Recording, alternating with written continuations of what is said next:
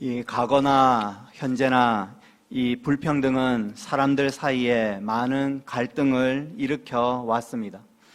부한자들은 가난한 자들의 노동을 착취하여 더욱 부유해지려고 하고, 또한 가난한 자들은 그 가진 자들에 대한 원망과 불평, 그 분노를 가지고 때로는 폭동을 일으키기도 하고 새로운 이데올로기를 만들어 새로운 나라를 세우기도 했습니다.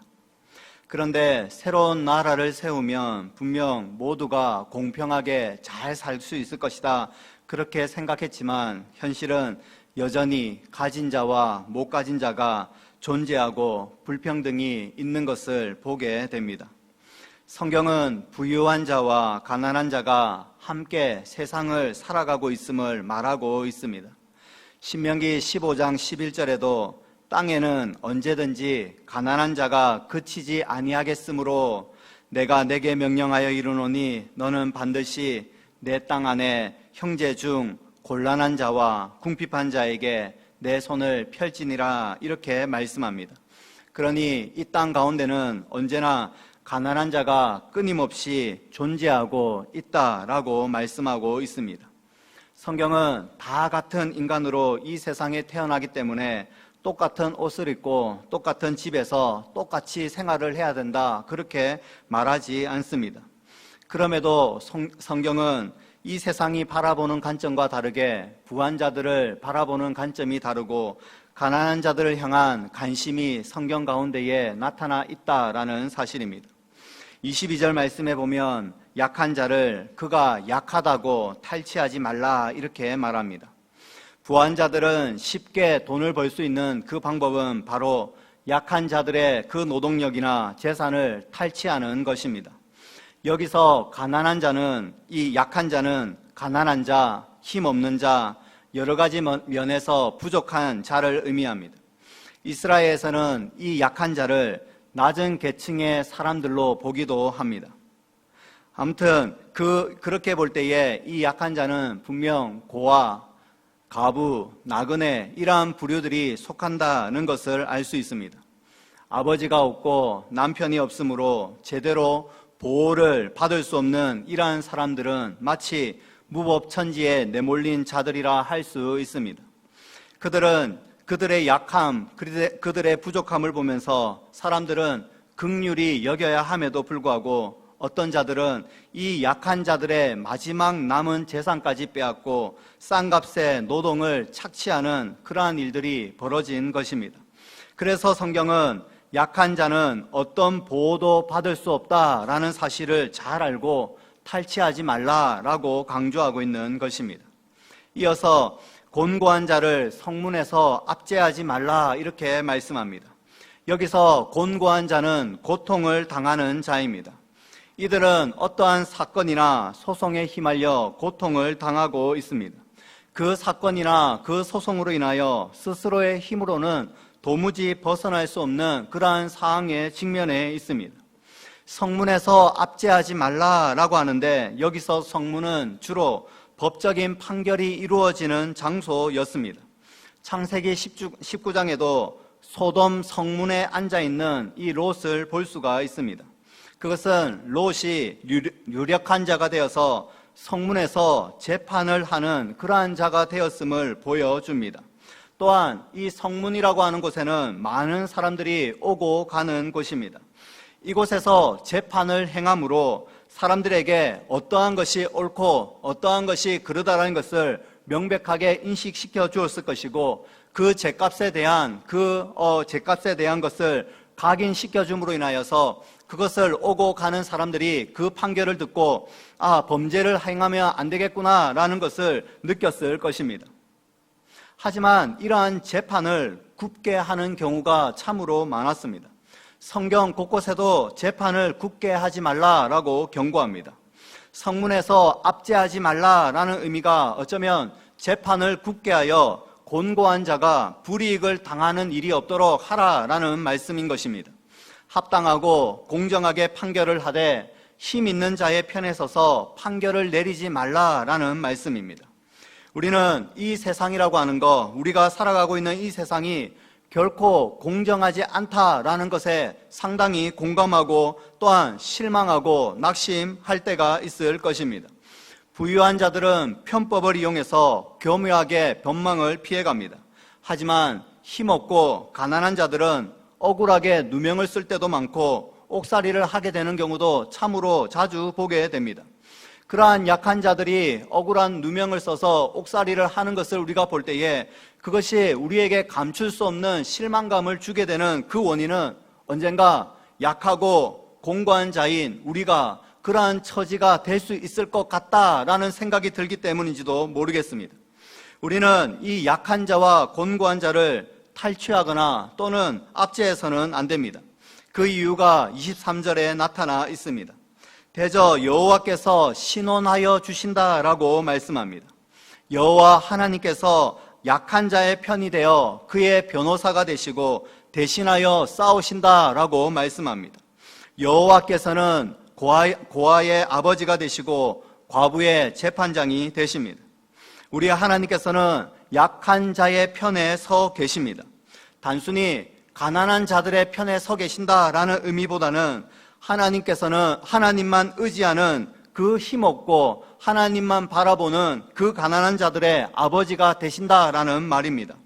하나님께서는 약한 자, 가난한 자, 부족한 자, 이 세상에서 어떠한 관심도 없는 자들에게 관심을 가지시고 그들을 보호하시고 그들을 지키시는 분이십니다.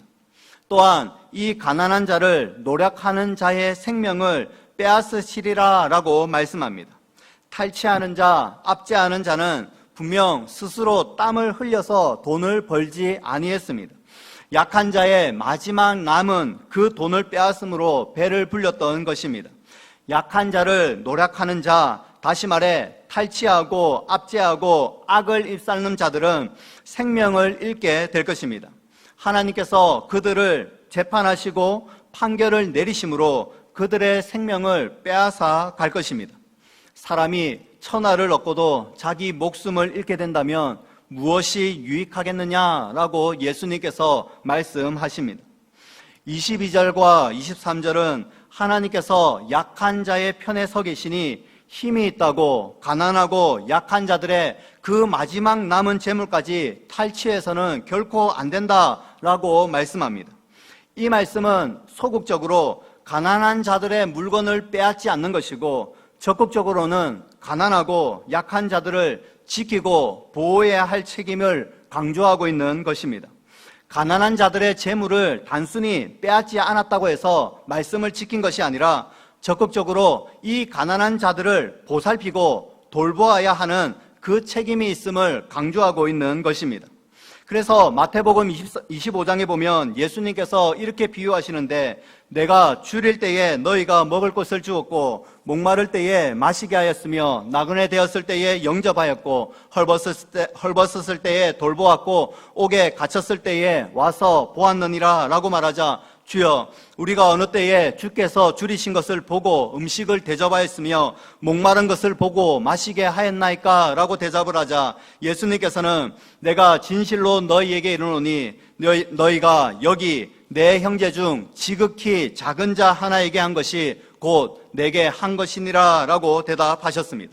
지극히 작은 자 하나, 사회적으로 볼 일 없는 약한 자, 가난한 자, 소외된 자에게 선을 행하는 것이 곧 주님께 행한 것이다 라고 말씀합니다.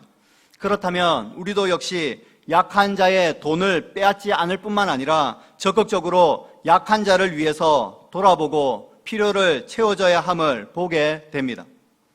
약한 자를 탈취하고 억압하는 자가 강한 자가 아니라 그러한 자는 악한 자입니다. 강한 자는 약한 자를 품고 돌보는 자입니다. 모든 성도님들이 강한 자가 될 수 있기를 소원합니다. 이어서 두 번째로 살펴볼 주제는 자신의 영혼을 돌보라는 것면입니다. 24절에 노를 품는 자와 사귀지 말며 울분한 자와 동행하지 말라라고 말씀합니다. 노를 품는 자는 마음속에 화로 가득 차 있습니다. 마음속으로부터 화가 가득 차 있기 때문에 누가 조금만 건들기만 해도 곧 폭발해 버립니다. 울분한 자도 이와 비슷한 성향을 가지고 있는데 불같이 뜨거운 자를 가리킵니다. 자신의 의도, 자신의 생각대로 되지 아니하면 불같이 화를 냅니다. 자신의 감정을 조금도 절제하지 못하고 있는 대로 막 쏟아내며 남들을 죽이는 자입니다. 노를 품는 자와 울분한 자는 항상 피해의식을 가지고 있는 자들입니다. 자신에게는 아무런 문제가 없는데 마치 이 세상이 문제야 라고 말하는 그러한 자들입니다. 어쩌면 그들이 말하는 것이 옳을지도 모르는데 이 세상은 이 마귀가 권세를 잡고 있으므로 참으로 불공정하다라는 거, 그거 참 맞는 것 같습니다. 하지만 그 불공정한 사회를 살아가는 모든 사람들이 그들과 같이 반응하는 것은 아닙니다. 여기서 이 노를 품는 자와 울분한 자들은 모든 원인을 바깥으로만 향하고 있다는 사실입니다. 저 사람 때문에, 저 단체 때문에, 저 국가 때문에 이렇게 되었다라고 화를 곧잘 냅니다. 성경은 이러한 자들과 도무지 사귀지 말고 함께 동행하지도 말라라고 말합니다. 모든 원인을 남에게 돌리고 남 탓하고 화내는 사람, 그들과 사귀게 되는 거 경계하고 있습니다. 이 금묵자흑의 뜻은 검은 먹을 가까이 하면 결국 검게 된다라고 하는 의미입니다. 분노한 자와 사귀면 그도 결국 분노한 자가 되는 것입니다. 울분한 자와 오랫동안 시간을 보내면 저절로 자신도 울분한 자가 되어 버리게 됩니다. 가랑비에 옷이 젖듯이 마치 악을 소유한 자와 함께 거하게 되면 똑같이 그 악을 행하게 되는 것, 그것이 무척이나 쉽게 된다는 말입니다. 인생의 모든 원인, 내가 이렇게 힘들고 어려운 거, 그 모든 원인을 남의 탓으로만 돌리는 사람이 있다면 가까이 하지 말아야 합니다. 자신도 모르는 사이에 그들과 똑같이 닮아가고 있음을 경계해야 합니다. 성경은 25절에 이렇게 말씀합니다. 그의 행위를 본받아 내 영혼을 올무에 빠뜨릴까 두려움이니라 라고 말입니다. 그의 행위를 본받으면 겉으로 드러나는 것, 그것도 참으로 문제지만 그의 행위를 받고 똑같이 분노하고 남 탓하는 것, 이 자체에서 머무르지 아니하고 이 내 영혼이 올무에 빠질 수 있음을 경고하고 있는 것입니다. 모든 것이 부정적인 사람을 닮아가는 것은 단순히 행동의 문제만은 아닙니다. 그것은 영혼과 연결이 됩니다. 쉽게 말해서 영혼까지도 파멸에 이를 수 있게 된다라는 말입니다. 하나님을 믿는 그 선한 영혼이 쉽게 분노하고 모든 것을 남의 탓으로 돌리는 사람으로 인하여 결국에는 그 선한 영혼이 파괴되고 무너질 수 있음을 경고하는 것입니다. 그래서 고린도전서 15장 33절에도 악한 동무들은 선한 행실을 더럽힌다라고 말씀합니다. 악한 동무들과 오랜 시간을 보내게 되면 성도는 선한 행실을 바르게 하지 못하게 되는 것을 의미합니다. 우리는 먼저 이 남을 탓하고 쉽게 분노하고 모든 원망을 타인에게 돌리는 자들과 가까이 하지 말아야 합니다. 악한 것으로부터 자신이 노출되지 않도록 그 근원부터 차단해야 된다라는 말입니다. 이것은 또한 다른 말로 우리는 우리의 영혼을 돌보아야 함을 의미합니다. 남을 탓하는 자들과 가까이 하지 아니할 뿐만 아니라 자신을 돌아보며 영혼의 순결함을 돌아보아야 하는 것입니다. 이 방법은 하나님과 날마다 가까이 하며 살아가는 삶을 의미합니다. 말씀을 항상 가까이 하시기 바랍니다. 하나님께서 우리에게 하시는 그 말씀을 계속해서 귀 기울여 들으시기를 바랍니다. 우리의 악한 본성이 우리 속에 늘 있다는 사실을 기억하시면서 하나님의 그 선한 손길을 구하시기 바랍니다. 주님 앞에 엎드려서 우리 속에 있는 이 제약된 모습들을 해결해 달라고 주님의 선한 손길로 또 은혜를 베풀어 달라고, 긍휼을 더하여 달라고, 우리의 영혼을 보호해 달라고 그렇게 하나님 앞에 엎드리는 은혜가 있기를 정말로 소원합니다. 뿐만 아니라 우리 모든 성도님들은 날마다 예수 그리스도의 그 십자가를 묵상하며 그 십자가 앞에 우리의 정욕과 탐심을 못 박음으로 말미암아 우리의 영혼이 날마다 순결해지고 우리의 영혼이 날마다 새롭게지는 그러한 삶을 살아갈 수 있기를 소원합니다. 결국 예수 그리스도의 성품을 닮아가는 삶, 우리의 삶 가운데에 날마다 주님과 동행하는 그 삶이 우리의 영혼을 보호하고 악한 자들로부터 우리의 생각이 빼앗기지 않게 만들며 그들과 동화되지 아니하고 오히려 그들이 그리스도께로 돌아오게 되는 그 놀라운 일이 우리 성도님으로 인하여서 나타나기를 정말로 소원합니다. 말씀을 정리하겠습니다. 우리는 약한 이웃을 돌보고 자신의 영혼을 돌봐야 합니다.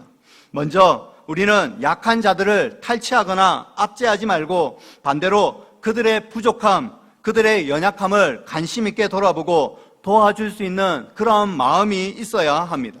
고아와 가부처럼 사회의 그 약자를 돌아볼 수 있는 마음이 우리에게 주어지기를 간절히 소원합니다. 둘째로 우리는 쉽게 분노하는 자들, 남을 향해서 원망하는 자들, 악을 행하는 자들과 함께 있지도 말고 오랜 시간 보내지도 말아야 합니다. 우리도 모르는 사이에 그러한 영향을 받고 있음을 기억하며 경각심을 가져야 합니다. 그리고 우리의 영혼을 날마다 돌볼 수 있어야 합니다. 악한 것으로부터 순결함을 지키기 위해 날마다 말씀을 가까이 하시고 하나님의 선한 손길에 도움을 구하시며 그렇게 기도하시며 살아가셔야 합니다. 그래서 우리 모든 성도님들이 이 약한 자를 돌보고 자신의 영혼을 돌보는 그러한 귀한 성도님들 다 될 수 있기를 주님의 이름으로 소원합니다. 우리 말씀을 기억하시면서 함께 기도하기를 원합니다.